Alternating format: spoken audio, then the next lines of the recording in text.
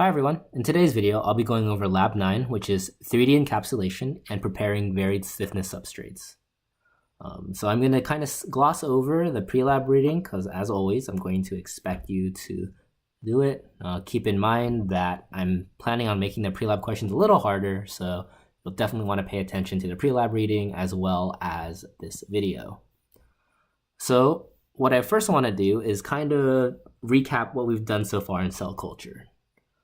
In the first set of labs 5 and 6, what you primarily were doing was just getting used to handling cells, culturing them, getting an idea for what confluency looked like, and just being able to understand the cultures of your cells better.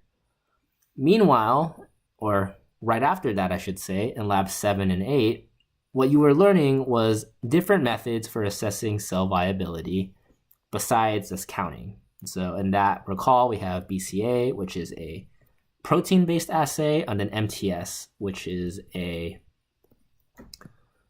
metabolic type assay.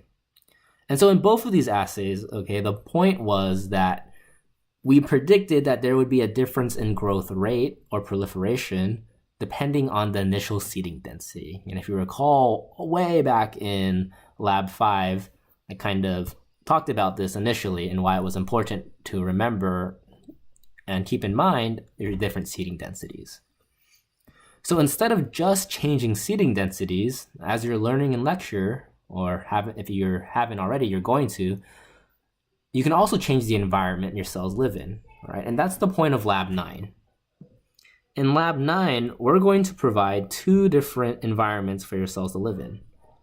One of them is going to be the encapsulating them into calcium alginate hydrogels. The other environment we're going to provide is a stiff substrate that we can modulate the stiffness of.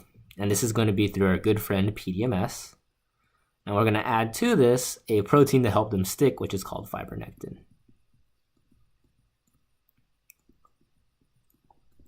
And so one of the things we want to measure is how have we changed and affected the behavior of these cells when we grow them into different substrates or environments. In the case of the calcium alginate hydrogel, what you'll find is that cells that are inside the middle of a gel, so these little friends right here, they actually end up dying, so a big X. Whereas if you have cells that live on the outside, they'll be alive. And we're actually going to be able to visualize this by using something called a live dead assay, which will make live cells green and dead cells red. All right, and so that's going to be happening in lab number 10. On the other hand, if we change the stiffness of a substrate, and if you haven't learned this already, you will learn it, cells can actually sense the stiffness and they can change their cell morphology. And so that will be the focus of labs 11 and 12. All right, so now that you kind of know what we're doing and why we're doing it, I hope it helps you guys in your understanding of the lab so that you, 1, complete it faster, and 2, you get more out of it. So for the remainder of the video, I'm just going to go over a few things that I think are important. I want to point out that at the time of this recording, we were having some trouble with the the dissolving of the sodium alginate in our DI water. So you may need to, when your lab session comes, actually aliquot it yourself. The only thing that you really need to remember is that it's supposed to be 15 milligrams per mil.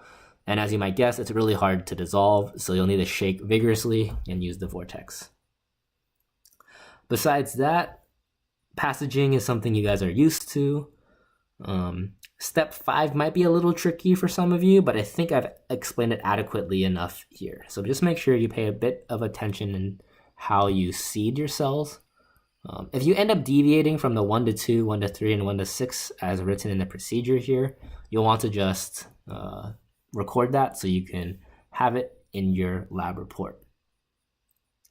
The last thing I want to point out is that at step 9, when you are physically dropping the kind of droplets of the resuspended cell solution You want to make sure you do this slowly and allow time for your beads and gels to actually form. If you do it too quickly, you're going to actually get your beads all stick to each other and it will not look as pretty and it won't look as cool. So just be careful about that. And in the next step, when you're rinsing, I recommend not using an aspirating pipette. Instead, use a 1000 microliter pipette, as I mentioned in the video here. The reason for this is because we found in the past that if you use the aspirating pipette, you actually lose a lot of stuff. Finally, to wrap up, there's the PDMS substrate preparation. One thing I want to point out, and I've told the TAs this, is that we've actually gone through a lot of curing reagent, so please make sure you're not using too much. You really only need, I would say, about 600 microliters per ratio. That's because you want your substrate to be as thin as possible for proper imaging, and you really only need 200 microliters to cover each well. So please pay attention to that, and let's not use too much that we need.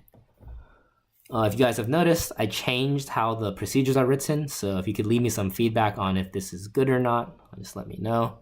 If you haven't noticed, I just made the important part of the procedure in bold and some of the details in normal text.